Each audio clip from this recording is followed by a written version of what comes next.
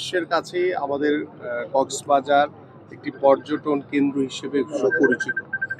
তো সার্ফিং এমন একটি খেলা যে খেলাতে আসলে কিছু বিশেষত্ব প্রয়োজন রয়েছে, সেটা আমরা ইতিমধ্যে সবাই জানি যে একমাত্র সারা বাংলাদেশের ভিতরে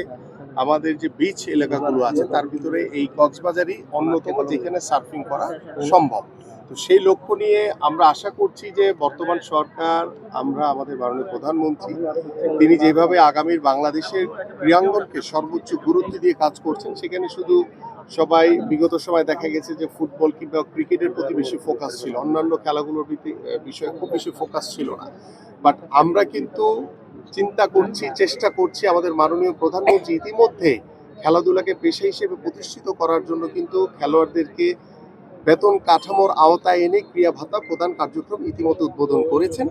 এবং আমরা দ্রুত সময়ের ভিতরে ইনশাআল্লাহ আগামী 30 এপ্রিল মাননীয় প্রধানমন্ত্রী বাংলাদেশের 64টি জেলায় একই সময়ে একই দিনে আমরা নতুন করে স্পোর্টস উদ্বোধন করতে যাচ্ছি এবং আমরা খেলাধুলাকে জাতীয় শিক্ষাক্রমে বাধ্যতামূলক করার লক্ষ্য নিয়ে ইতিমধ্যে আমাদের শিক্ষা মন্ত্রণালয়ের সাথে আমাদের আন্তঃমন্ত্রণালয় মিটিং হয়েছে।